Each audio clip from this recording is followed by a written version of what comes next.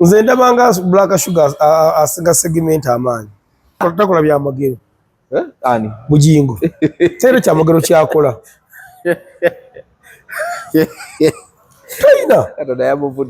taina kya magero kyakola era mmwe mwaba mulemera ka mutamuza ku kamera mu bakyamu abantu bamuvaako dda ali kubye musajja wa Katonda wasanga ali myaka gya ggulu nira namunabeera successful mungambe ate ekikopo kigenda kutwalibwa ku zino ttiimu enyaku ekuli emu egenda okukitwala France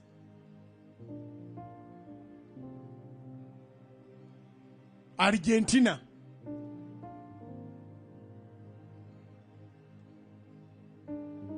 Brazil ne Portugal. France, Argentina, Brazil ne Portugal. Kwe kuli yemu gye bagenda okuwandika ku kikopo. Yegenda okutwala World Cup. Nya mukakomyanga wakatami ng'emu ku nnya etutte. Njogedde zikyalinga 28 kwakawandukako nnya. Zibadde 32. Kati goba kuba yaddeeka. Ente z'omuntu bwe zifa abooluganda banoonya amagezi g'okumuyambako bakiyita kushumbusha.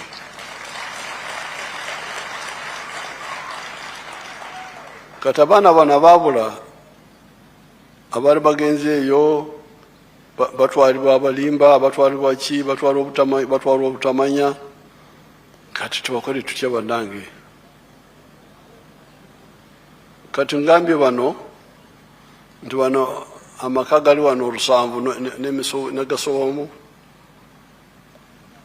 mbawe milioni 2 buli maka.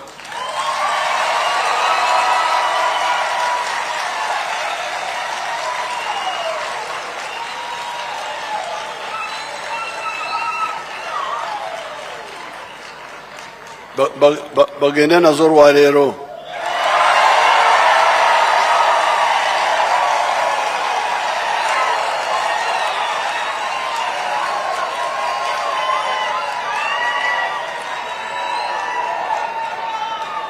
Abo be bantu abakulu si baana abo bali wansi wammwe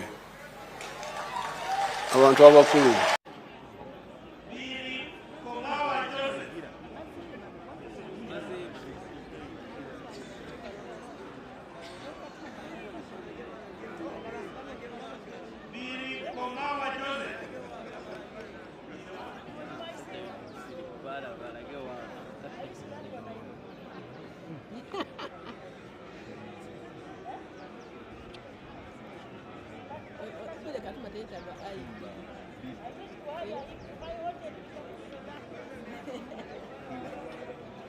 Katumba bile kasonga.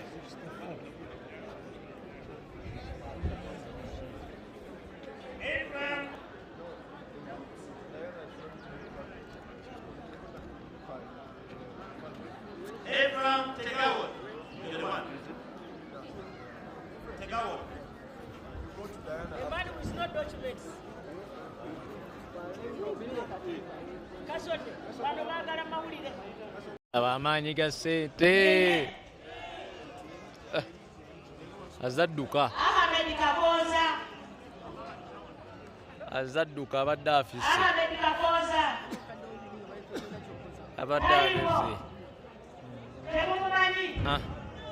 ozaayo ekyambalo wali olumala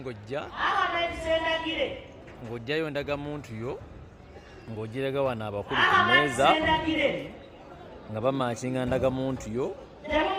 n'amanya ate ndagamuntu erina kubanga mpya kubanga babawadde ndagamuntu empya tugawadde abuza ndagamuntu bazijja babawadde ndagamuntu empya olumala osayininga ng'ogenda wali ku kisawo kya ssente omukulu bamuwadde yessaawa addayo kyotera sebo owulira otya omukulu omugamba ki President mwebazeeko abeerewo obadde ofise nga MP ate nga Minister of State wa local government Nategeezeddwako nti waliwo emivuyovuyo mu kulonda obukiiko obumu obwa Parish Development Model. Nategeezeddwako ensonga ezimu ezize zibaawo ezitawoomya Nakabululu mu ngaba ya ssente za Parish Model. Njagala buli muntu ankolere report. Okay, tuli ku The Truth Media. Go subscribe, follow. It's a Monday. Every Monday mbela because wangano papa. Okay, tuli ku The Truth Media. Go subscribe, follow. It's a Monday. Buli Monday mbela ne David Com. Ne tuyisamu ebibadde mu week. Weeki ebadde mpanvu. Weeki ebaddemu ebintu bingi, mulimu okufiirwa. Mulimu ab'e South Africa akasente batandise okukafuna. N'omusajja gwendabye wano bagamba abadde musama nga yasinga okuweereza ab'ewuwe ssente naye yabadde afulumye basoma erinnya lye nga tawulira. 10 kye yakomezzaawo ndowooza naawe ojja mwerabya oyo 10 kye yaleese ng'akimye miliyoni 2. 10 kye yaleese oba yabadde agenze mu ttooyi ne bazimuwa olwazimuwadde bwe bati nagaba naye miliyoni 2 nzifunye nalabine kasoda yaga nti bamukaka mukasi. So mulimu okufa kwa Moses Ali mulimu ag'omunkuubo grenade ekidaala kyalumye yebale Somia okuva e Tanzania yamukubye ekidaala kirimu akubuula era kati ye London yenywezezza yaganye omuteekayo ne ku page emu ey'omukazi n'agamba sijja fiira mu kabada n'ateekayo nga ng'embaga ekubya amawuuno. Mulimu Nammeere awoniza aba PDM. Ekyo kyagambye buli gwe babba wa PDM ndowooza mu Kampala oba yabadde abibaddemu naye PDM nga wookimanyi sijja emyoga naye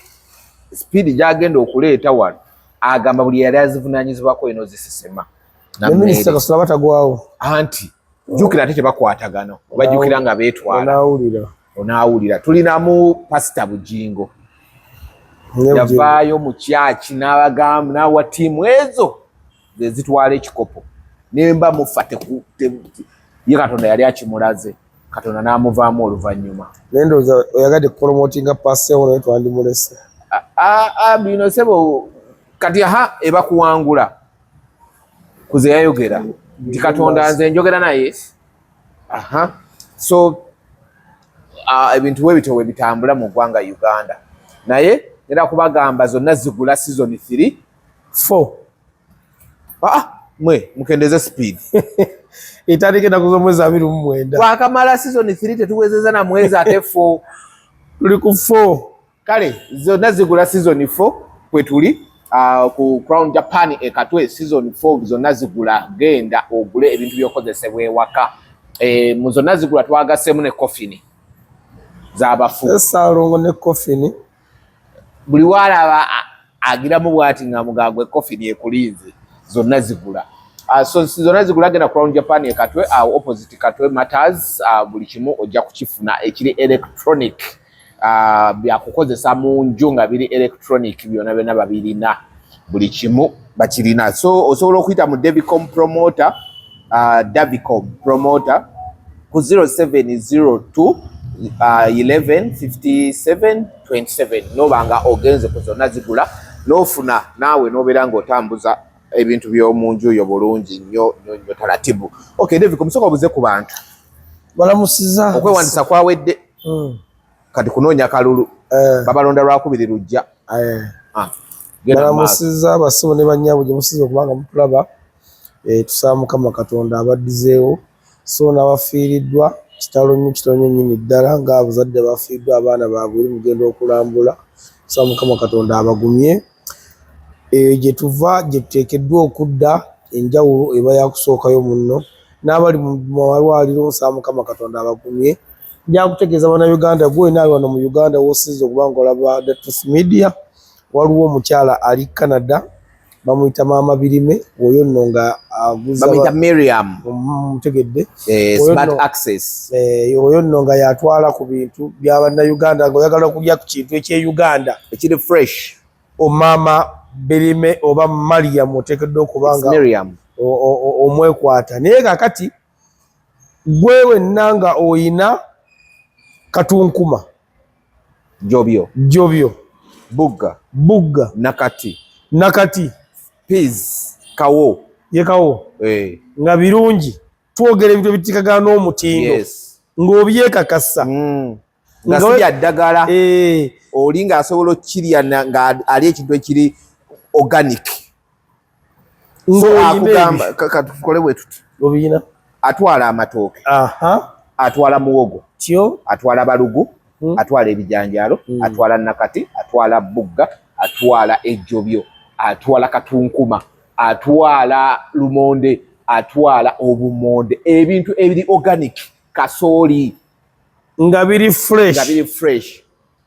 ebinyeebwa bw'obijja mu nnimiro ye ng'abigula nga babipakinga nga bigenda alina sports ez'enjawulo mu Canada company bagiyita Smart Access ne bogenda ku TikTok kweri so olabira vidiyo eno woba obiyina ebintu ebyo nga birungi woba oyina enamba ya Dias mukubire ne gye mbasomedde ya David woba oyina enamba yange nkubira tugatte ku madamu ono addiza ku bannayuganda akuguleko ebintu byo ng'ebintu by'olina birungi kubanga taguza bantu biddagala ku namba zaffe z'olina eya Mwami Dias oba oyina yange omu ku pugu gy'oba oyina otukubira tujja kujja tulambula ebintu ebyo tumusindikireko obenga weefunira ku ssente mayuni bukupa bwe kyomanyi ekyawano e Uganda ng'abantu bakirya so bakyetaaga Mami Miriam tukutumiddeko nnyo tukwagaliza birungi byereere oyanga taketafaali mu kukuba ebipande mu gwenyini gwendimu ogoba chairman Mwami Rajabu ebipande 10 Mwami Rajabu bannange Dias no tekayo 10 tetuulye oba olya lwaki nga bakuwadde za bipande oba olya lwaki Mwami Rajabu wamme e Bungereza nkutumiddeko empale yange eriwa muguli yasindika wumalu twagikuwali eri nasanga baginyise ne mbagamba temunyikanga batabagambye kunyika ninga weri Mwami Rajabu e Bungereza naye nkutumiddeko oyine yangambye agenda maaso n'omulimo message neeruma Joan yagambye naye agenda kuwa esente z'ebipande very soon zijja Joan tukutumiddeko naye nga madamu Rashida bambi bbawe mulwadde Karama weeks kati nabaka yakubiri nenga tukusabira Rashida tukusabira omukulu awone kubanga yempaji webanga ateyimiridde naffe ntupate tuli bulungi so nga tukutumiddeko muganda tusaba Mukama Katonda akusuuse gabe nga otereera buli wakubiri tubeera climax wano emakindi tubawo n'omuyimbi so olwokubiri tulina omukulu Eddie yawe leka tukiggale climax ku Monday Legacy Monday tuba wa namba emu eri ku Legacy era leero bayina kirevajje myanzo wa 8 so mubeere nga mutusupportinga emboozi mukanyiza kiri 27 eri confirm tunakunoonya linnya ate erinnya tugenda direeta by next week tugenda kuba erinnya yono yekafulu w'okuleeta amannya gonna amannya g'olabaago tulina ekigambo kimu kyokka anniversary yayongerako anniversary kino bangambye Aisha Furniture webbanda yazze wali ali wano wansi naye njagala soka mukuba luseke yokenda ndiko mwogerako wano njagala soka mukuba luseke ate abeerawo nakayita emirundi 3 nga atudde mu ntebe atula mwene empanvu yonna n'agiggweramu Aisha Furniture kati waki oteekako banda yavaayo gamba Aisha Furniture yeeyita Aisha Furniture Mart gyo twawadde ku Happy Boys Busega waliwo kyalwanga dalinawo birthday Eric anazikuze mmeka twasanzewo omukyala abannanga amanye naye yangambye abeera Kyengera yenna alongo ekyengera mu kaduuka nkutumiddeko nnyo Naalongo abeerako ng'alaba Naalongo ekyengera mu kaduuka nkutumiddeko nnyo Eric yagiguza wano luli kalale n'agitwala n'eri naawe olwaddemba okukuza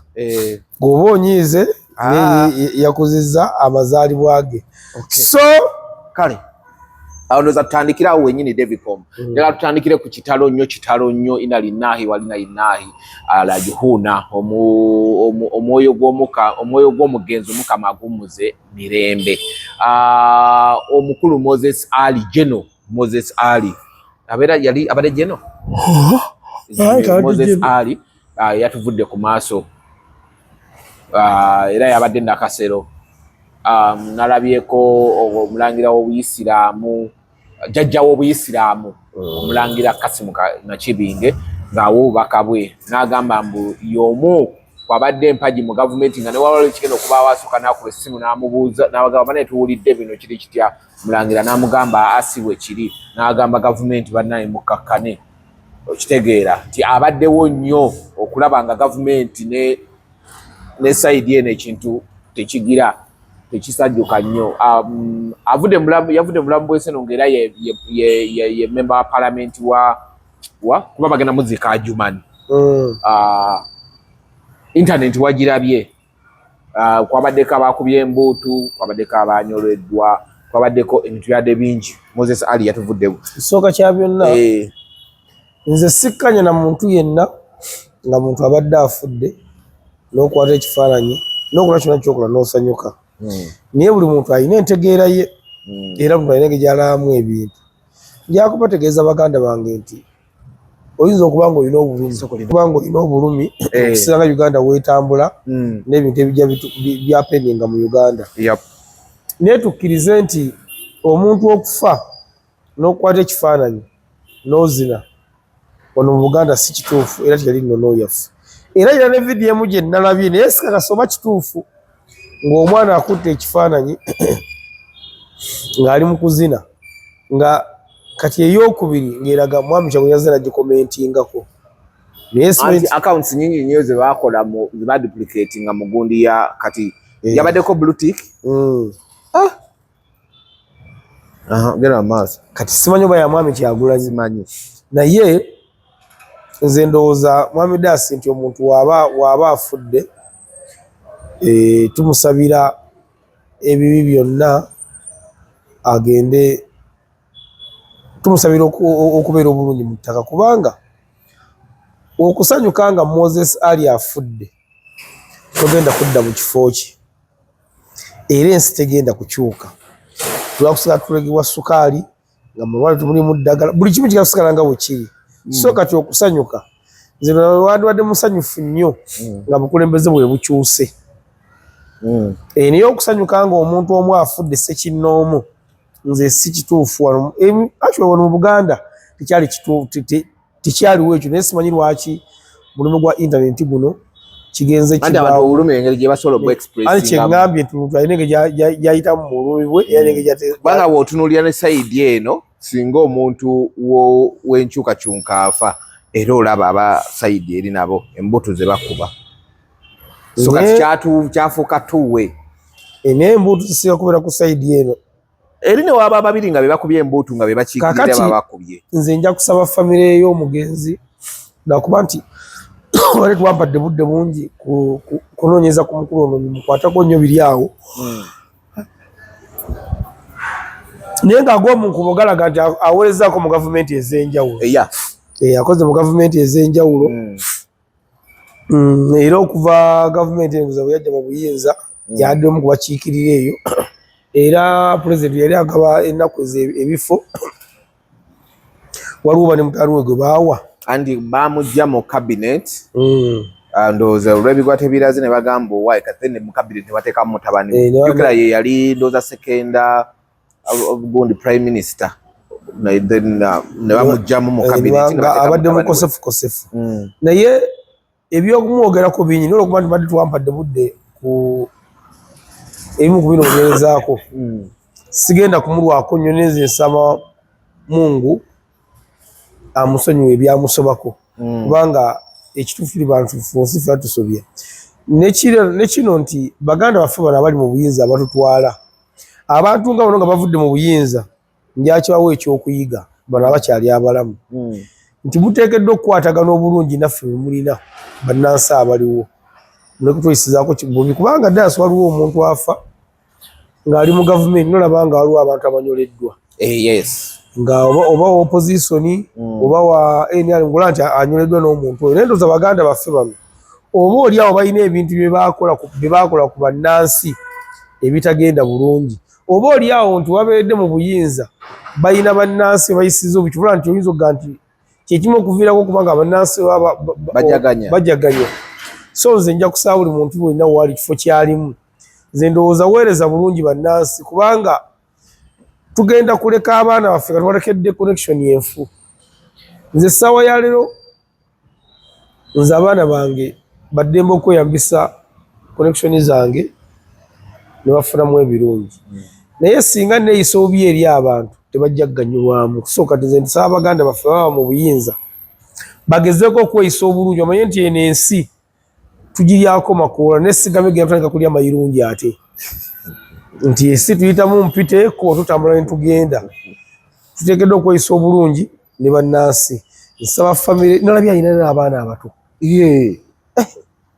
nange nalabye ne ngamba naye babiri ngamba naye sijja kusaba famire ya Moses Ali bana bagenda bamututa Jumani bana tulaga nti bano be bamulekwa ne saba famire ya Moses Ali mukama agigumye naye nammwe saagala mubenga famire eri eyafiirwa mukadde waabwe ate ne batandika okuweereza ebigambo nze nja kubasaba mukakkane muzeeyi oba olya waliwo ebyamusobako mu bulamu ng'omuntu yenna asobya naye bijja kuggwa kyankwanzi yawedde President Museveni yagigadde nalabyeko omusajja nga adduka ekikumi omusajja nga alabika omusajja omunene ng'alabika nti abadde alina okuba nga alina amaduuka mu kikuubo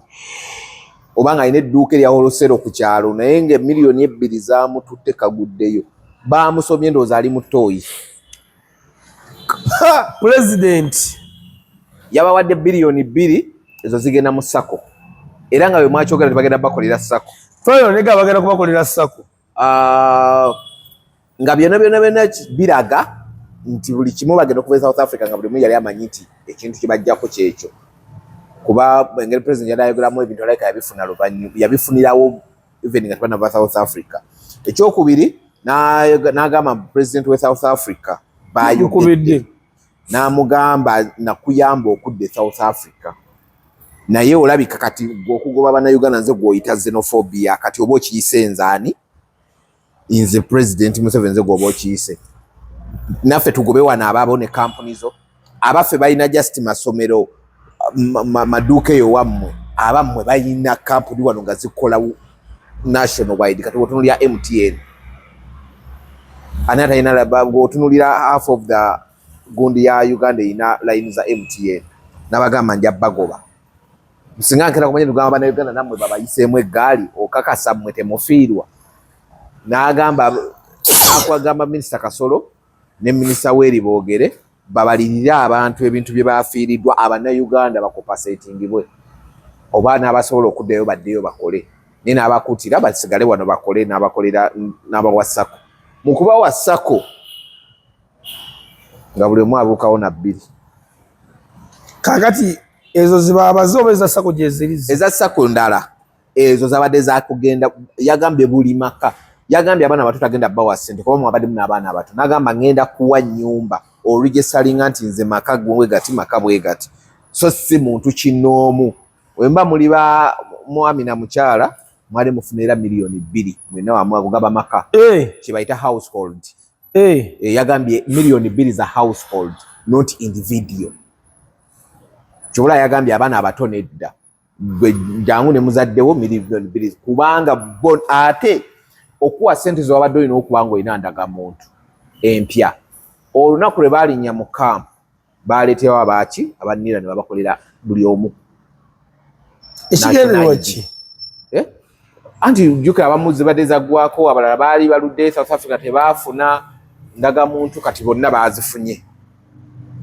ekigendererwa gwo n'okimbulira simanyi essaawa ya leero nja kukulisayo baganda baffe abaava South Africa okuza ku busibu obwaliyo nenebaza ne gavumenti okubanga yasobola okubakomyawo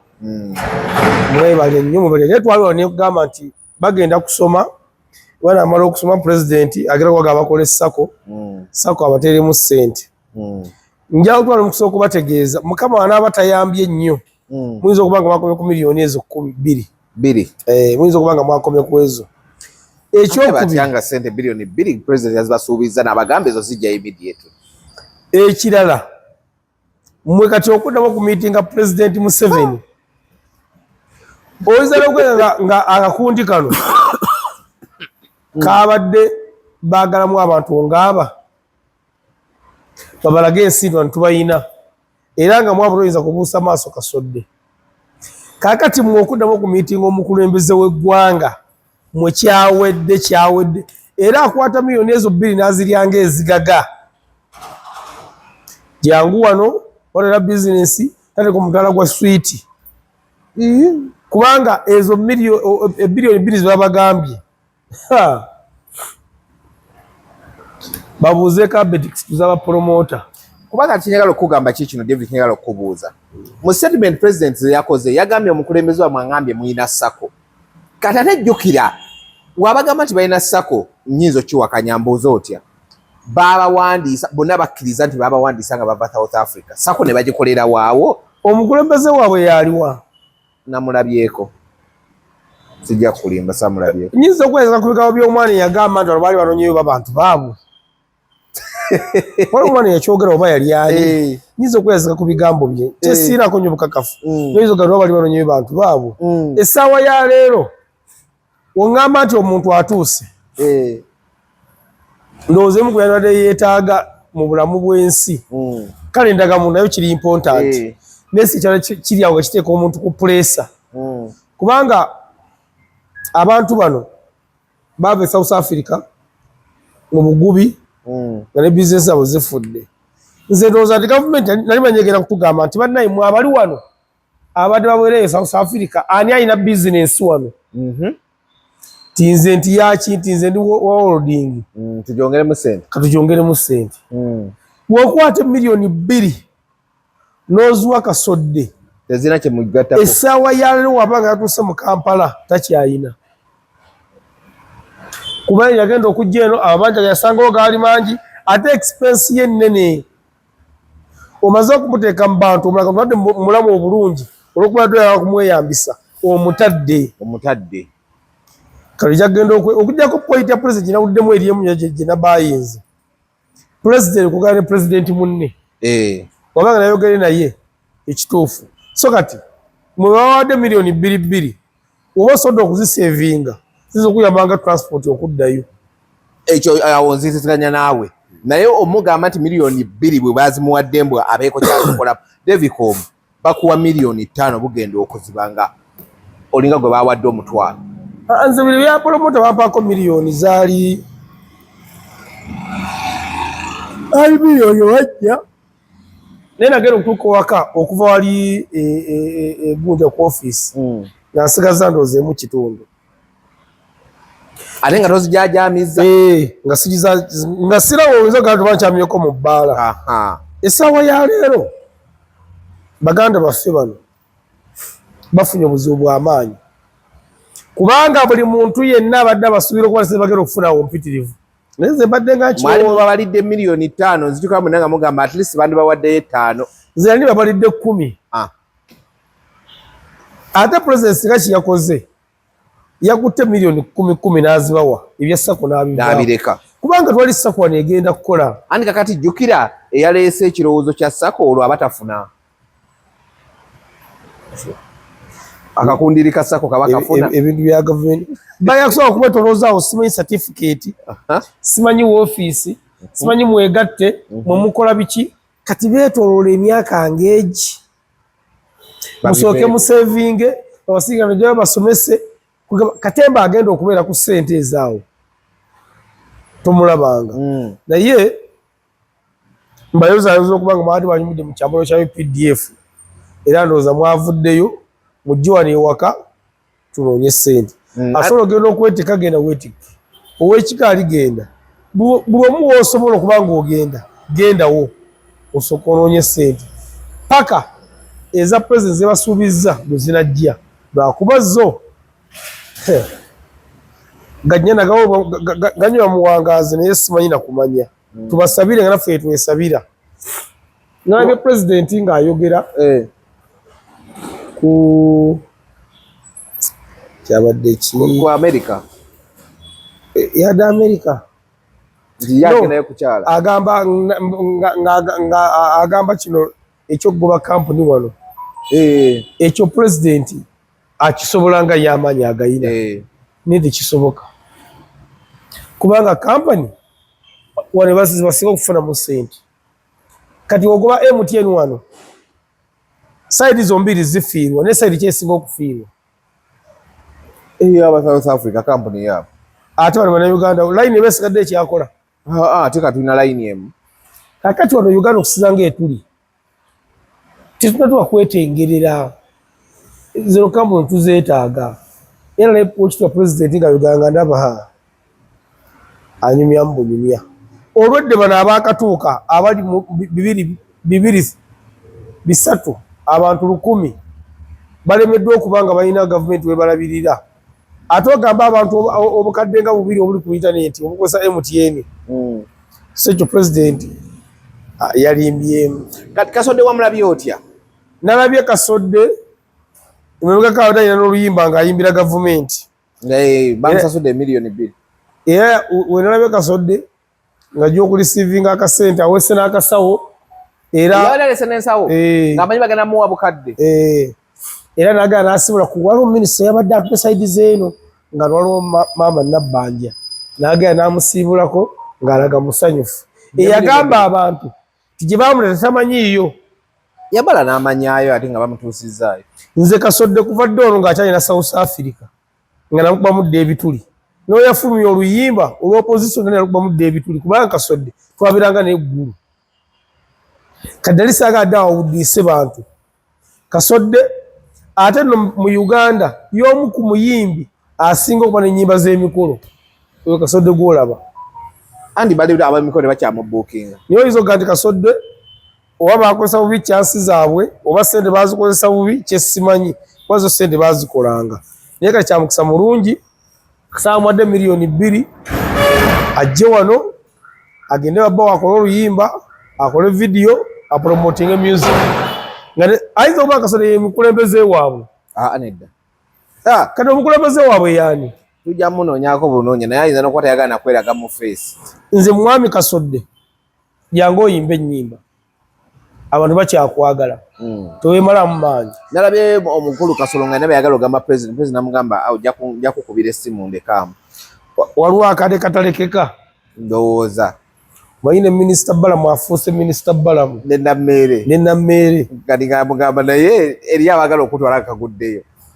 anje tinamyala alina wagwira musereza PDM simanyi lwaki akaga tebakamwambazza actually tugende ddala ku nsonga eyo ngenda teekayo vidiyo mugenda giraba nammeere yakoze statement n'agamba parish model money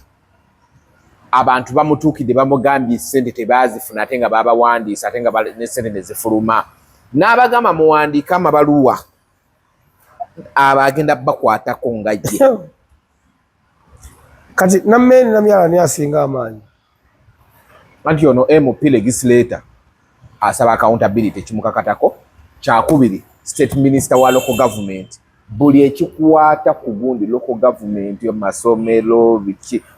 mbeerayo biki byonna byonna bimuvunaanyizibwako ate oli ye ali mu ofisi yani ya president kitegeeza ono amadaala ge ate gasukka gagenda wala kakitegeeza nammeere abigiramu wala lwaki babataddekesinaakutegeera wabula mu bantu bonna nze omuntu egolali surprise gyali yadde nammeere nali simusuubira nti asobola okukola naye nammeere ampuruvinze era akola naye waliwo wenninza okulanga nammeere akkiridde e Masaka awo wayogera PDM abaddawa awo simanyi nammeere wayogera PDM abadda Masaka sijja yasinga otambula PDM PDM gy'emyoga si gy'emyoga parish model mukyala nammeere honorable ne honorable Balamu minister Balamu mujje mbatwale olutalo yagala tuyingiramu nga chairman tanaba kuva nga nana kumukuba kalulu ekifo kirimitiya nabayitawo Kiwawu kyamira iziti Kiwawu bali bagaba sente eze miliyoni nenga abatoze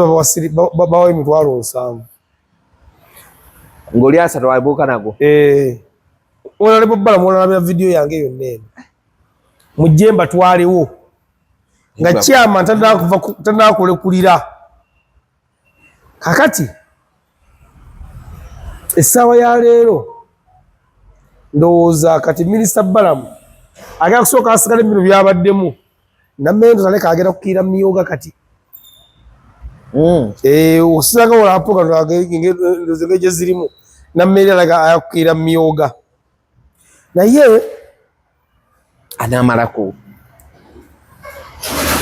gavumenti Devicom anamalako tuteekeddwa okusobola okumanya nti ebifo byabwe byankizo ki biri bitya kubanga kyamukisa mulungi balo bonna balipootinga mu kifo kitya kibu balipootinga mu ofisi ya General Muhoozi neya President katwagala kulaba ofisi kyegera okusinga amaanyi naye okusinziira ku biro obadde ojjanga ogoberera ebyobufuzi bye Uganda ofisi ya Mwami Muhoozi yagala kulyanguzi ye erabika ebyenguzi General Muhoozi alabika tabyagalira ddala kati galumuwanguzi waali agenda kwekabira kati bya President amanyi okubikiramu abantu era agamba muleke kati awutalo oligenda okusinga okubeera waliwo minisita nga bagenda okukwata oba MP oba ani yenna nga bagasobola kweraga maanyi nga bagenda kweraga maanyi nga gye binakkira President abayise oba General abayise kubanga nammeera okusinziira ku maanyi g'ayina n'enkola gy'akolamu ne Minisita Balamu yabadde iziti Masindi oba n'agamba ne banamuyita ku muwanguzi ajja kukwata gwagirese bwasooka n'agamba President amuwa omusala ogumumala ekyokweraze mu bintu bino nga mugagga ekyo teyalimbye nno mumanyi ekyamufumbye omumanyi teyalimbye n'ekyokukwata omuntu amuwadde enguzi nakyo teyalimbye ani nze nabagambye nze yakolako ne Balamu ekintu kya service delivery ng'ogyeko ebirala byonna bisobola okugaana ye ne service delivery bali bwe bati naye kati gye bakuba okuba nga basensera mpolampola nengedde ekifaananyi oli ali nediganye yani omukyalo wa tikiti generation ndowooza gye bakuma okuba nga bajja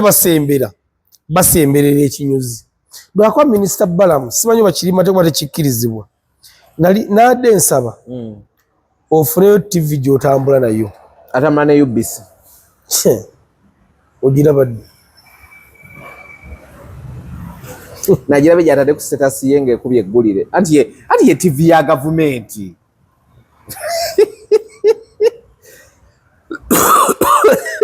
awo nenfa nagirabe ng'agitadde ku status ye yasindi mu kulikodinga ano Climax kakati singa era okugala kwa NTV kwatukola bubi singa tukubira tochi mu bintu ebyo kubanga nasi kyetwetaaga oba nasi kyeyetaaga omuntu ono akwatiddwa yinginiya kituufu akwatiddwa agenda kusiba busibwa sente yazigana batefunyemu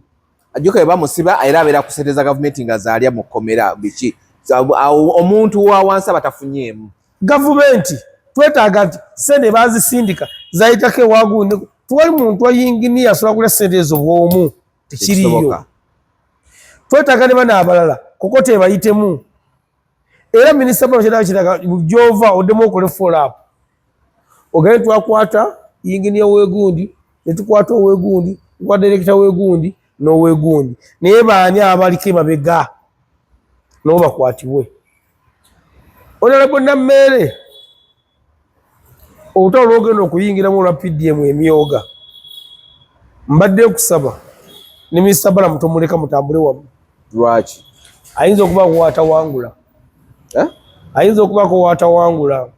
naye munaabeera ababiri nga muyimirano kati myogo oyogere ne Balamu ayogere emyoga mugenda kusula abantu bayitirivu zisente z'emyoga saazifunako wewandiisa kati bw'oba waliwo be baawa ensanvu kati ate waliwo be bataaweera ddala naye nga ate mu bitabo biyinza okulaga nti wafuna anti sente za gavumenti oziraba oba ebintu bya gavumenti obiraba n'owulira bannansi bagamba nti tukyuse ku bukulembeze obulumi nga obayita nti omuntu sekinnoomu ye yekkusanga ye ne famire ye tekisiba kuba bannansi kyokoze oluguudo bakoze bagiti oluguudo lukolebwe kale munnansi afune mu lukubo nga likoleddwa oli yingirira sere n'alyandi kisiba kuba bannansi ekyo nolaba bagamba lisafu pulezidenti aveeko kukyusaamuko okulaba nga muntu ayeyagalira mu nsi ye kati sente z'emyoga ezo onalebo Nabbeere ne onalebo Balamu singa bazikwata mu butuufu bwazo abantu abasinga tebafuna sente mu myoga ge mazima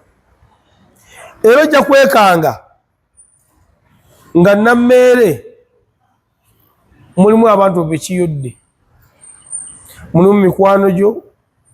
mulimu basisita bo mulimu babulazo bo mulimu abakulembeze banno nga kibatwaliddemu kivulaga nti oba wasimbudde ku nsonga ya myoga PDM tojjaako kigere linnyirako ddala kubanga ssente y'omuwi w'omusolo yadobogera mu pulojekiti neyegera kyuka bukyusi simanyi myoga simanyi PDM bakyusa bukyusa linnya lino bajjawo lino bassaawo lino kyeki kutuusa ssente ku muntu wa wansi era oba oyagala kukola lipooti ku myoga gye badde bazigabamu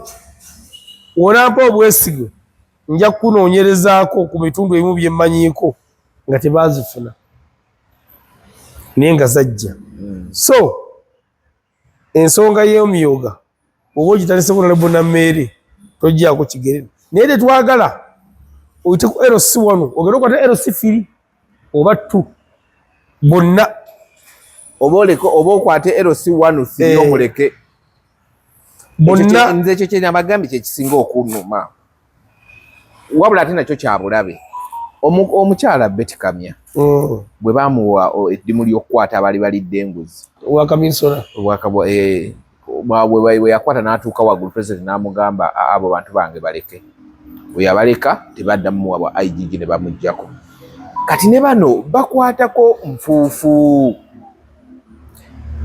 nano bakwatako nfuufu naye artistiko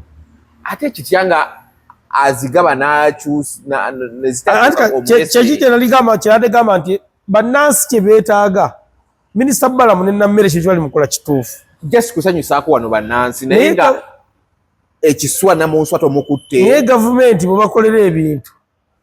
yeetali ntuufu era sigabo bennyini bakkiriza nga gye bali abakozi ne bagamba gavumenti ekyuke baadde bagenda Honorable Balamu nani ne Nabbeere ne bagamba ki gavumenti ekyuke nga baki naye gwe bwolaba kisoboka kisoboka ez'emyoga ezo tuzigenda sipiidi 2 nze wembalindidde awo kati Nabbeere era yalabudde ne bano abeekalakasiza ba inginiya simanyi beebalala ne bakola press conference ne bagamba bagenda teeka wansi ebikola yabagambye muluddewo kuba nabamu ebifo mwabifuna nga n'obumanyirivu temulina waliwo abeekalakasiza ne bagamba mbuno mugeze musale embalala tugenda teeka wansi ebikola ebintu byemukola mubikola mu mateeka ki tewabalabye ne bakola ne press conference Nabbeere abagambye temulina gwe mugenda kanga mu bisuule nenno Nabbeere tatya aliwumite nekuwumite alabika yayiseewo Nabbeere tatya asinga ne ku minisita Balamu amaanyi g'ayina neze mbangaliza buwanguzi sibalinaako mutawaana bagende mu maaso naye minisita Balamu gw'anaakwata bw'ati yagambye ayagala drone ng'agituulamu ne gwakutte ng'ali awo bamutwale wa mulamuzi era gwe yagambye akubuulirizeeko mala ogende mu kkooti era gwe yayogedde awo ani IGG oba Yenga emboozi eno twetaaga okufuna sayidi zombiriri katufuna sayidi emu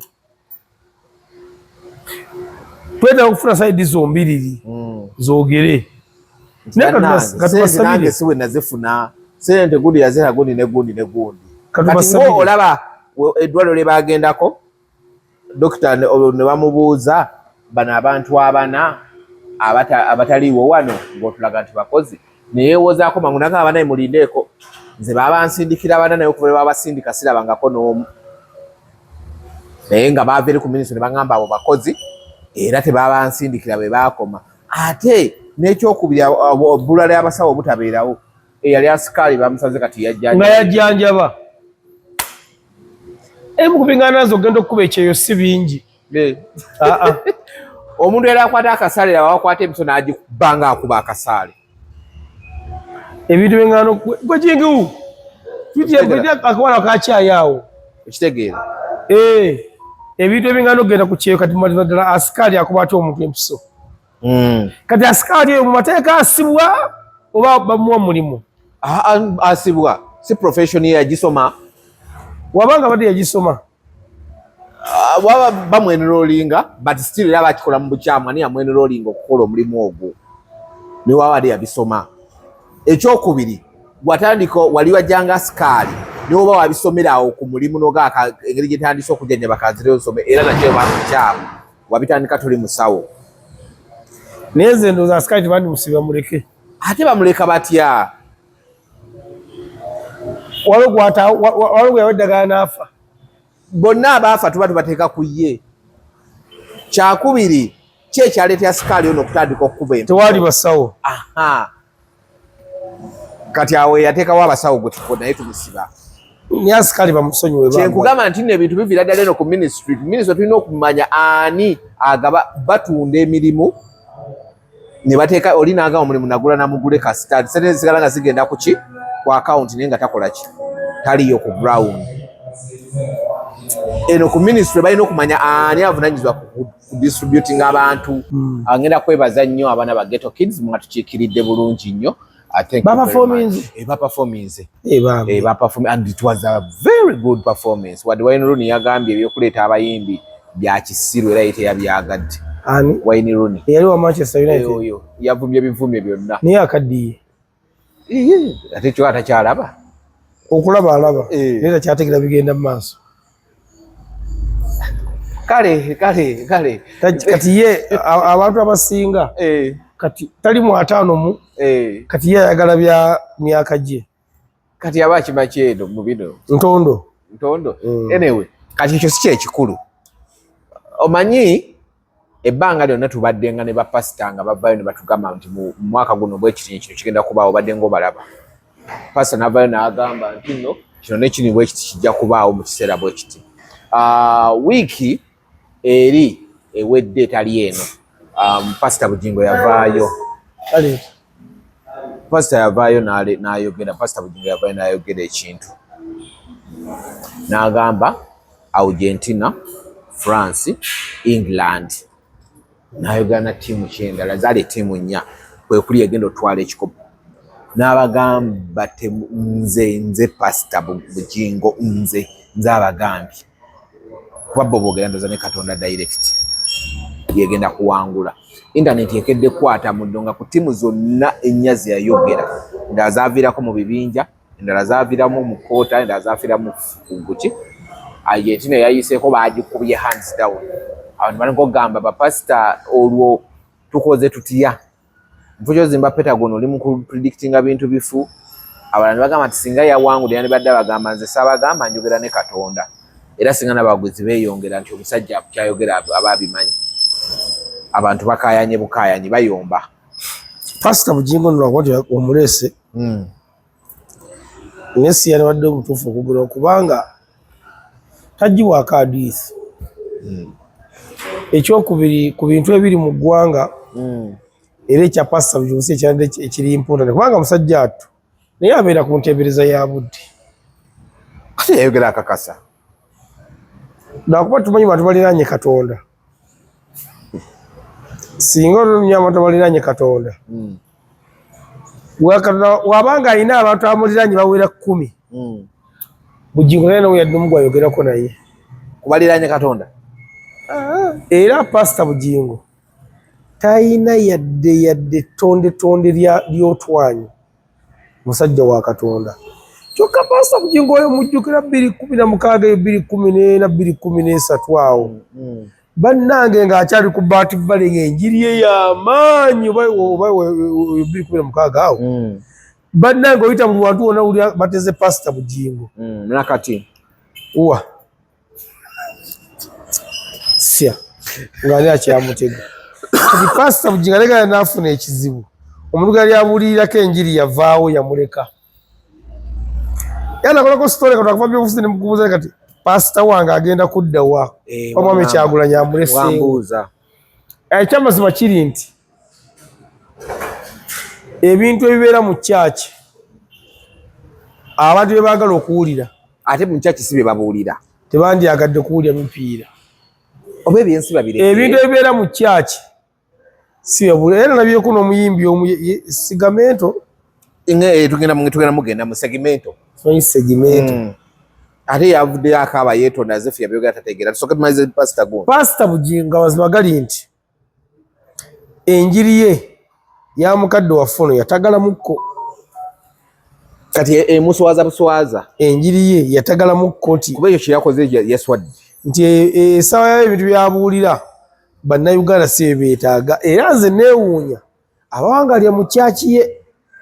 kubanga Pastor ojja tugamba nti empiira simanyi Egypt simanyi France simanyi Germany simanyi ani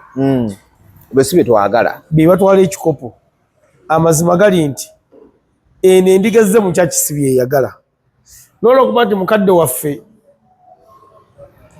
essaawa ya leero byasiba bye bikutuka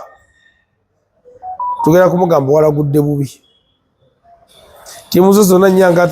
yawakwagala kwe mu bantu mune mulowooza nti ayogera bituufu yawakwagala kwe tiimu ze yali ayagaliza emu ku zo eba kuwangula kyaki baddeekera kujjula kyenkulaga ekyo tiimu gye zeyayogera emu eba kuwangula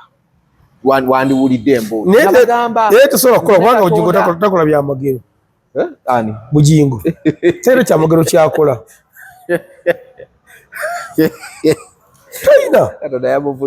talina kyamagero kyakola era mmwe mwaba mulemerako abamutamuzeeko kamera mwe bakyamu abantu bamuvaako dda ali kubye musajja wa Katonda bamuvaako dda dda naye nze kyemmanyi tiyadde alina feeling ya ttiimu z'ayagala ziyitewo zeyadde ayagaliza ekitaasobose ate nze kyesinza munenyezaawo kubanga naye muntu tezaasobose naye muntu abantu bamunenyeza waawo wano etime gye yamaze ng'ayogera eby'omupiira yabadde asobola okulyowamu emyoyo abantu abazze ng'oli alina ebimutawaanya alina addukidde eri Katonda omupiira si byaliko awo tulenye basabirayo be bakyamu ate betayinza kugoba tulenye basabirayo be bakyamu Pastor tumuleke etalina mutawaanya segimento simanyi segimento yavaayo yagamba yayimba mukama wa simanyi biki oluyimba lwagenda mu AI newe yajja okuyimba wano mu kisaawe wa Ngoma yayimba lwa AI teyayimba lulwe yavaayo n'akola interview n'agamba ye ku ntegeera ye esukka ku ya Levikson ne Bugembe etya tasobola kuyimba na muntu wansi mu butali ne bamugamba ba Black Shot tasobola kuyimba n'agamba kati ate abo nedda tombuulira bani okuyimba n'abantu b'ensi n'agamba ati tombuulira sisobola kuyimba n'abantu nebamugamba naye ate Bugembe yayimba nani ne Levikson bayimba nebikosa tebagiraga eyo si entegeera yange ng'alinga agamba entegeera y'abali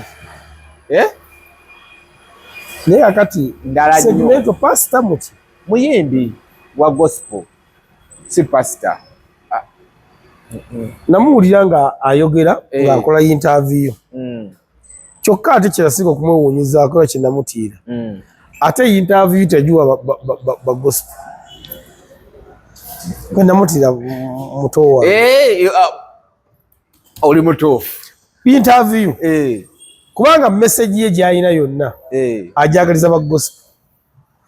Kimanyi waliwo ba gospel bakola interview bangi. Segmento ze mbadde simumanyi. Segmento abaddewo yagenda n'agwibwako ekikanga wabula lulimba lwayimba wabeerawo wabeerawo ekirutuukako. Okitegeera gundi ali mukomero bamutadde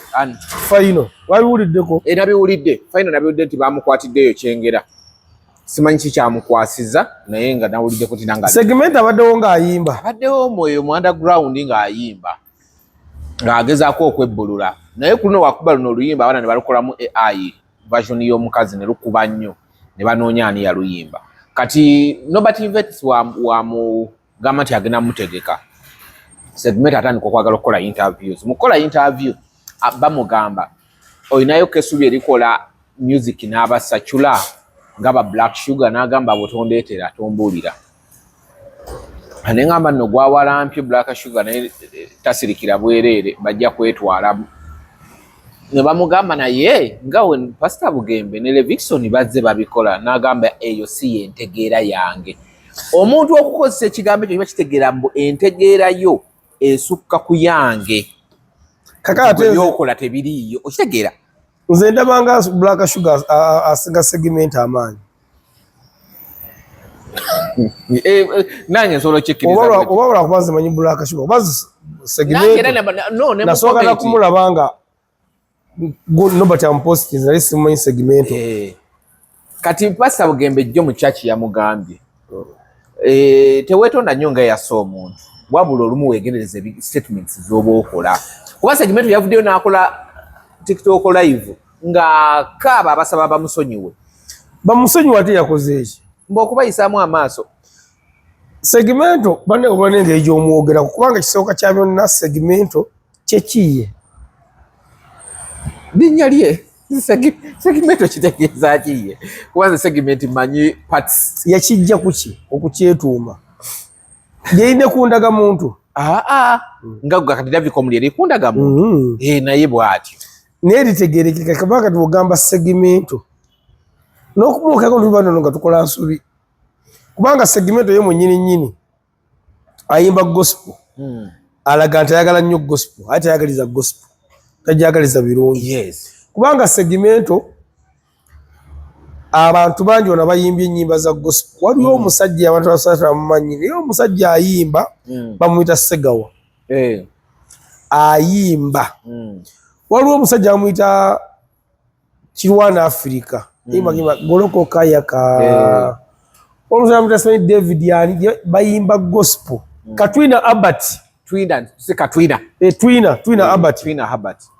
Aina ne church awo okugonde abana be bali waweranga video shoot wano obakulanga ebikonde kadi nzendoza Kawempe Segmento nganda bakupapa nakufutuka bigambo yani badaswa alawa kuba gospel abaddo bakola ate interview kubanga mwami Bugembe yasokumala ko mwaka mulamba ngarakoze interview ne waba akoze toni muli yanga ayogera ekintu ekitagatta inze nawuli yango oluyimba nga simanyi mpaka ndalaba Nobert event nga posting era obagala kumukolera show of course show yemogeze ebyo kati nze nja kumusabira ekivulu Mukama namuyamba afuna abantu naye talowooza nti abajja mu bivulu ebyo bona babeera balokole abantu bagenze wa Joseph Ngoma nga sibalokole n'abasiraamu bagenze kubanze nyina kyali wange Asani ali eyo busabala limbya amataka yagula table niye musajja musiraamu kakati Segmento saagala akantu kamusike omanyi kalotaga bintu bibi tasola kuwa kuyimba nakuwa n'okwogera era ekimotekedo kireka kati Segmento yegendereza nnyo basanze bali Levikson boogera emirundi emeka abalaba emirundi emeka nga boogera nga bali mu kamera kubanga oluyimba lwendoza oba ina nyingi lwakubiri lwetumanyi nze badde manyi lumu naye enkula ya Segmento nemusanga osooka kumuyitako simumanyeri yadde nga ali awo atambuzaamu amalalalala ali awo ye yayimba wa Joseph Ngoma n'afukamira yoyo ate nga tayimbire na kuluyimba lwa original ayimbidde ku AI yoyo kati Segmento ina woga kutuuka nga wetaaga abantu bano naye nga wagamba dda abasajja tobeetaaga ate nga be bangi kubanga ojja kutuuka okwagala okufuna tebo ogende wa Jeff Namyalo si mulokole ogende wa Mafiina musamize ogende wa Kasiko Mutaasa musamize ogende wa Sulamoto musiraamu ogende ku Japan Katwe musiraamu oyagala okugenda ko waji Yasini musiraamu oyagala okugenda ko Bosman Amini musiraamu kati olaba segment wali mu kwekomerera ate abo ngoyogedde basiraamu bokka kati yogedde zino ddiini ndala kuba be basinga owagira ebivulu kakati mwami Ssebakulo nga yayimidde ku stage erugogo nga segment wadde otegese asobola okuyimba ensi yonna yanaamiriza nojja kumwetaaga si musiraamu si wa nnyimba zo si wa ddiini yo kati simanyi oba segment yasazeewo nga era ajalamu ebintu agenda kukolagana ba gospel bokka ate nga nabo yabayisizaamu eggaali entegeera yaabwe okuyimba n'abasacula alinga agamba ntono nnyo ate nabo teyabalese waggulu naye mwami segment nja kukola mukusobola okumutegeeza nti mu gospel akasajja kabaita ka Bugemba ku mpagi nnene nnyo era nze ndowooza mento segimento Pastor Bugemba omwetaaga The Vixen omwetaaga kuba bona bonna balina gundi zebakomandinga jjukira Vixen yakolako kololo era n'agimogolako akantu bwe ng'oggyeko no bati byagenda okuteeka ateekemu sereze ziffe tosula kuleeta bantu nobati zino azise zaawedde kuba agenda kumuteekamu amaanyi mangi amulanga ennyo tagenda kuleeta bantu segimento kati teweepika hali noonaaba obaleesi yano batagenda kufuna magoba kubanga sere oba nawudde hoki sere zaakuteekamu awo nyingi kati zindowooza kalina kunyiiza bantu kukolakola interview nyo okola interview zigatta ku show yo tokkakkanya bantu boogera kuba obeetaaga kati gwe Pastor Bugembe alina ttiimu y'abaana abamukolera ba influencer ne Le Vixen agirina waliwo abantu nga Le Vixen wakupostinga basobola okwogerako akupostinga waliwo abantu nga Pastor Bugembe wakupostinga basobola okwogerako nga olaba nti nze mwogeddeko nabona no bati ampostinze ne Pastor Bugembe yakoze eki yamwogeddeko ne balesa kwogera ku commento kuba simumanyi segmento sole anti mento oba olisazeeko kati saaga nandise muto wange akayimba kaleke kumwemazaamu nnyo kubanga segmento nnyimba zammwe ze muyimbamu aba gospel n'omukyasinza okubeera abakkakkamu era tolina nsonga lwaki bano abeeno wadde oboogerako okuggyako nga naawe ate ayimba bulungi napula alina eddoboozi ddungi okuggyako nga naawe oyakubeera nga Laneeke wabula ate okuggyako nga naawe kyotugamba nti ye layini gy'oggiddemu ate tagenda kuyamba ate Laneeke ye mumuleke kubanga waali awo yatuula era ebamuleka ng'olaba waliyo omulokole amuddamu nze ndowooza segmento yimba buyimbi tosala layini ya Laneeke muleke abeereyo mu kazannyo ke bwomu muleke abeereyo bwogu gwe jangu okubeka yimbako kati bazzeeko akalala World Cup yawedde kwambula oluyimba lwe mpuliramu simanyi abawagizi ba Arsenal simanyi anti yagamba mbuno tubanga abawagizi ba Arsenal ate nabo yavuma bavuma n'agamba musimanyi eggayaza simanyi mukazi we yagenda owa Arsenal simanyi biki ye segmento alayika muntu wakuvoola buvoozi akayoye kajidde mu kukuvoola kavuje kusonga abayambala emisaati gya Arsenal gwe njagala twagalize tufunye eki twagalize Brunette agali mu nkuubo ekidaala kyalumye Brunette official mutabani wa Kafeero gwe twogerera Brunette official yani ye Dawes ani erinnya lye livudde mu mutwe Brunette official gyali e UK ekidaala tagenda bonaabona ng'alaba ate yafunye mu Tanzania ebifaananyi weda atuwabibye ng'akubye essuuti ali mu ndabirwamu biki bagamba Guluneedi leero kyaki ng'agiyingidde matiribona kumbe kusibidde awo ki kozi ne Zex bamwanjula bamuwasa naye yali mu maka atudde era akyaza ne mikwano gye nalabako ne principal ng'amukyaliddeko ne bayimbamu awo mu buyimba amanyokera kumakya nga yebbonga n'asambamu awo mu kapiira mu lujja kale byonna ekisinga okunnuma abaana bano bato ebanoonya life naye bali ku future yabagitta ate bazitise batya wano mu Uganda ligimu ya Guluneedi wonoonya abayimba nga Guluneedi basobola okukubula ebimu ebyajja nabo kubanga Guluneedi oyo gwolaba ayimba nnyo kati yakoze ensobi nnyo Guluneedi oyo gambye oyinza okugamba abali mulengi ye vakono Zex yali abatisa yo bubatisa yali abatisa Zex yayimba nange nsobola okubiyimba nedda ssebo aŋŋaanyi ono gwe nalaba mu magazine yimba bibyo si bibye yono gwe nalaba ku Kerai Max yono gwe nalaba ku Kerai Max era oli mugundi kadate gwe copyright tuba tukutte tuba tukugofu enyimba zonna oziraba ezisinga ezo gwe n'emigobofu osobola okufuna tulaka ya Guluneedi nenjiteekamu so Guluneedi bagamba yafunye omu Tanzania naye Guluneedi wowulya ennyimba ze Somiya if I'm not mistaken Guluneedi kayimba message era kati Guluneedi ne Zex nga tokompeyalinga kubanga Zex yasinga okubeera mukwano gwange naye Zex 10 birangirangi omwaka omwaka kimwetagisa okuba nga akyayimiridde kimwetagisa okuba n'ennyimba 15 wikiza okobonga baabulina kati Guluneedi omwaka newafulumya ennyimba ezi obwongo bwe bunafu okusinza kusayiro gwayimba muzigo gwayimba newafulumya ennyimba ezi asigala w'amaanyi nze nalaba Guluneedi ng'ayimbye akayimba aka nkuloga ng'olabira ddala talenti bannayuganda gye bamyesinategeera Devicom ebyonna by'oyogera ku Guluneedi bijjawo nti waba byafumbiddwa nti talenti yafudde ate etya kati gwe mbulye wano omuyimbi mu Uganda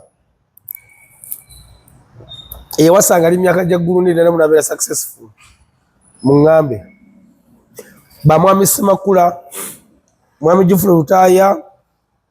Honorable Police omunyininyini bageza okufuna abakazi ng'amaze kunnyikiza okubawasa officially bo bakazi babadde nabo kuba otunuulira kusasira tugamba Honorable Lutaaya ne gundi beefuna oli ali mu senior fo ate era ekyenjawulo ku kusaasira ye mwami Sserugga oyafuna kusaasira yakakasa ati ono mukyala we ne bali nabo era bwe kyali n'aleka kuinvestinga mu mukyala we agenda okuyamba abaana baabwe era mwami Sserugga yakwatanga peni ng'awandiikira mama Junior ennyimba ng'awandiikira mama w'abaana be kati Guluneedi sibayi bagenda kumuwandiikira ennyimba nga bawandiika ani agenda omuwandiikira gwe bagambyeko oli muwandiisi Devicom gwe bagambye gwe yafunye muwandiisi Guluneedi essaawa ya leero nze Guluneedi ensobi gye yakola ey'okuva Jeff Kiiwa eyali ensobi yali nnene naye gwe daasika nkulira kumulabika Guluneedi oyo ayimba kituufu kaakati oluva omanyi gy'alaga olwamuza Tanzania biyokke gye bagenda okubeera naye wakuba yafunye mu Tanzania era balina okugendangako mu kyalo e Tanzania ani nkubuuziza ani kyabuuza mpolampola emikolo gy'abaddewo abamu bangamba emikolo gy'abadde UK abalala bangamba emikolo gy'abadde Tanzania kyayagala kusooka kumanya gy'abaddewo awatuufu Guluneedi yeetemeddeko ettaka akazimbe kano kalamba kati agenze mu relax retirement ku myaka emito kutuulanga mu ntebe bwati yuka yatalina mulimu eri olaba ono omwana gundi eyagenda ng'afunye omukadde yabadde alwana Governor S wekyo ngamba Governor S abakazi bakulu eyo abalaba naye yagamba yakoma ku oyo gwe yafuna taliddamu. Gavana S oyo mulaba alwana kubanga amanyi ekyobola ate gavana S mulaba nti anyirira alabika bulungi mwangu akufuna bakazi naye yakigaana so kati abizo kali ya music we Gulunedi nze ndowooza yali ateekeddwa okukomawo wano ati wano yagamba yali akyalabawo future yaliwo twali wano naawe najjira mu benzi awo ng'ali mu boxa yokka nemubuuze kikutambuliza mu boxa kati future esinga kaawe yali ayagala eriwa ng'asobola okutambula ng'ali mu boxa mu mmotoka ye tezalinga bbiri ez'okumakya ng'ali mu boxa sita weggwanga avuga kyongamba nti sente zagula benzi eyo Gulunedi era so zikola mundu nyimba just nti baganda bafaabo oba bafuna mu kubutaka ne management yaabwe zezali zibatwala yali mutwala naye nga yita naba kutuuka andi agamba omuntu yasinga omulemesa management eyo yatuuka ekiseera nga ayagala kuddayo wa Jeff Kiwa n'atuma Chameleone agenda amwegayirireko omanye Chameleone watuuka eri kye yakola yagamba Gulunedi agambye ajja kukuba ecupa bwakusaaga kati Gulunedi bye yatuma Chameleone si byayogerayo kati ye Gulunedi yali yamugamba nti bali bamwagaliza ojjeko bigayi gwe yagamba yali amwagaliza era nze Gulunedi oyo yannuma nnyo ng'avudde wa Jeff Kiwa kubanga nze nali ndaba abayimbi Jeff Kiwa yali agenda kumufuula bawizo ate yali atandise era kubanga Jeff Kiwa alina obusungu bungi nga Gulunedi omulaba promisi nze genda wulira ennaku ne ngamba kuba Gulunedi nze mulabidde banga ng'atoba ng'ajja kuzaayo nga kakyali kaana kato nga kajja kuzaayo era nkayimbayimba ekyomukisa ekirala Gulunedi kyali alina mpozi kunze abala simanyi kyalina mpisa mbi abala simanyi saa kwogera bala nenze Gulunedi Gulunedi mulabidde ndowooza emyaka nga egiwera 15 naye tiyalina mpisa mbi kubanza Gulunedi we yakubira oluyimba talina we yanoka olweyansanga n'atambuka kabira mmotoka ng'ayimirira naye nze kasita yava wa Jeff Kiwa namanya ni kati Gulunedi kalya yeetudde kati we yalinnya n'agenda ebweru ne mmanya nti kawedde mukalabaayi kati nange wengenda ebweru kalya yange beefudde bwe toli muyimbi niyo y'amawulire osobola ogasaka mba kyagasaka anti Gulunedi oyo omulaba abakubeera wa Jeff Kiwa kati singa be bakenzo baawona essaawa ya leero kuba kali kamanyi okwambala kamanyi okwekolako kayimba era makeup nga kafuna kuli yasooka omuntu agamba nti Uganda erimu eddogo oba abayimbi baloga mukkiriza ebitundu 80 ku 10 Gulunedi omuteka mu ddogo wani amuloga naawe maama era oli akuloga kati Chameleone ye ekyamutwala ogenda ogamba oli ng'omwana mugenzi yonnegenda mugandi agenda kukuba eddogo erisinga kaawo ero teri ali ddogo naye ye Gulunedi ekyamutumya Chameleone kyali kiga yali tasobola kwesituka naga musajja ayiga yatya naye nze Gulunedi mbadde nga nkyogera nnyo Gulunedi wabeerawo opportunity bo y'endongo yesinga Gulunedi just wetaaga kukkiriza bukkiriza emyaka egi kuba eyogera kutuba emyaka 2 kati sogenze ku bufumbo so singa obu kati yafuuse mutuuze naye yawasiza nga sente yazigyewo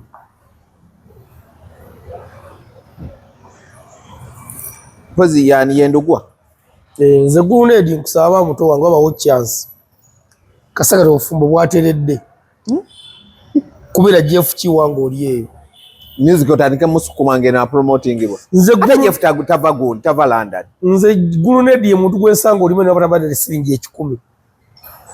nendukuba abantu mu maaso kubanga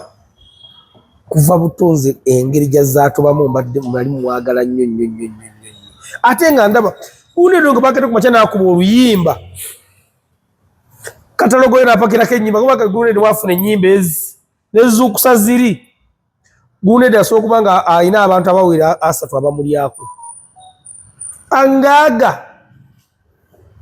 nga 3 abamulyako kati Gulunedi oyo nga yafunye oluyimba asobola okukuba nga be bagenda okwera Chameleone b'enkyabakadde kubanga ade yeekuumye bulungi omwagaliza ati Zigulunedi atubye mulaba yomu ku baana abatobye nga mbalaba bwenti era nze Rufu nagamba mukama gwosinga itawagende ne governor Esonzi atubye n'endonga mulanzi kwa governor iwole yanvuma yampisa mugane ngani ono muto wange kamuleke era nze governor nyinzo okubanze batalo luyimba yo ku TV ngezi nenga talumpadi nakola rusango ngamba muto wange yalukubye baba ekinsinga okunjagaza nti that's why nzokubawo nga lwe ebiyitamu niye abaana nga bwakedde ku makyanga badde bayina ennyimba batumanyi bayinza obutatuyamba naye bawulira abaana baffe nga bazasula okubayamba ekyokubiri bageto yuti bannaffe tayisobola kwerabira bonna ba mu ggeto era gavana omulaba abeera ku live okwo ebiseera ebisinga ng'akulaga nti abantu balinako ayinako era so nga yandibadde oyinza nti kakolega live ayita abaakabi eyo mu America gyali kati gomanyi nti Manini okuva yagenda ye yafuuka sita ye Manini ye omenye nti yafuuka sita era newe baade baperforminga sita yagenze naye nalabye ye gundi yagenzeeyo kanika nakawala Patricia ye yagenze nalaba banenga baperforming kati mu industry ya kati abeere mu industry ya Uganda omuntu agiroga ateekeddwa okubanga ali muntu ogu yezira muntu alingiza obozze nti mwana dda asoolagawa sooka ojje kati gwe weebuuza ekyasula alimpa ne kikubula namulabe kati asaba motoka ate ayina fujjo alimpa naye yakola fujjo lingi nga n'okumanyira amanyira nga we yamanyiira ani alimpa ng'oggyeko maama we gwe yavoola ovudde ne ku maama we nabulyako bagundi bangi abamwyitanga okukola n'avuma alimpa alinga tokyalinga bwekiti daasi munanga abaana abo balawo basaasira ti abamawulire abo balina obuzibu ti ye wakkubirira wayagalira ojje mpozi ekyo naye kati nga naawe olina ebintu byonga ggwe ekyokubiri daasi abamawulire mwali mu okwewa valiyo batya zirako conference emu yali ya muto wange Fiiki olaba mukubira esimu n'agamba akibase nimutula ne mumulinda saaliwo daasi bino biraba biteekeddwa okuba nga olwakuba nekisi okusoma amawulire tegayina liida singa mulonda obukulembeze obubatwala abaana bajja mawulire nga baavu ate nga bali desperate nga baagana okumanyika kubanga nze nyina gwe mmanyi buli namba ya mwimbi wano agirina buli namba nane gwe manyi akera ku makyo bakubirako n'ababuuzaako ayagala baba mikwano gye kakati ekyo kyaleeta obuzibu nti ate n'ekirala waliwo abajjanga abatulimamu bali bulungi naye nga bali bubi bwe kiri akati Gulunedi alimpa omuntu akyalwana Chosen Beki oyo alwanye okulaba nga akyawulika okusaba mu vyo gy'alina n'abaana bafumula okumu ng'akamyu mubadde balabi bannange kiki ennyo ye kyayigonyodde yakutabudde akatuuyo kaleese naye nga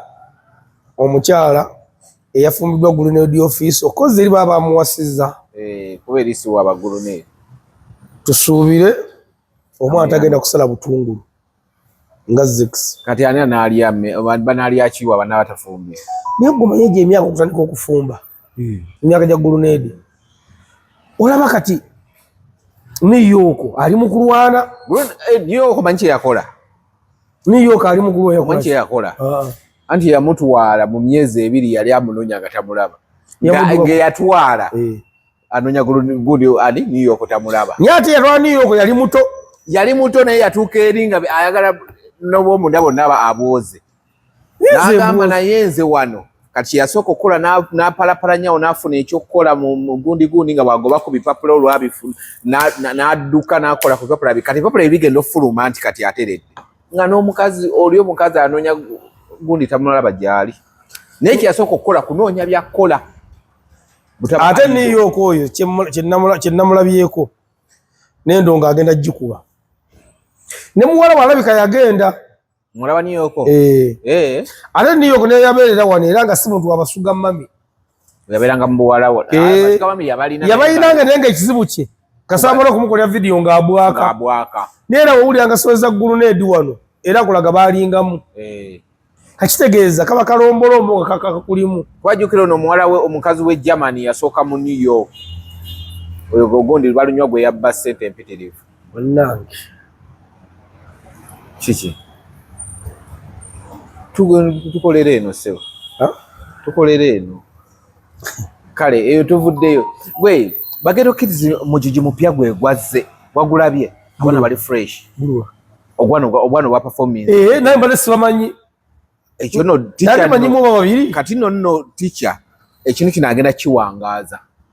Nange mbadde sibamanyi abo. Nali babiri omu. Nalabyemu omu.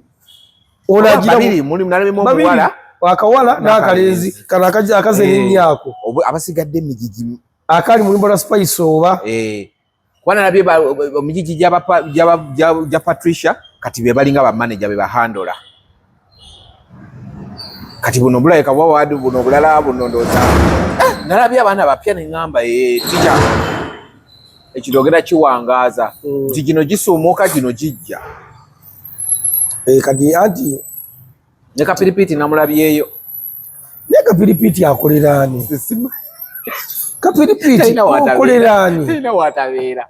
Kapiripiti tena watabeera. Namulabye president wa FIFA. Nga bali bonna beekubya mifaano. Ani yakwata Kapiripiti n'amuleeta mu bayimbi nga si muyimbi. Alina ennyimba mbusebo gundi yazikola ekoni ebweru. Kapiripiti okoleraani. Simanyi. Nera kuba nti oli mwana muto ate ng'oli muna Uganda byonna byokola naye okoleraani. Kapiripiti awuza babawunsa 10. Kapiripiti awuza emmotoka nga 10 nga woziga tofunamu emu. Kituufu.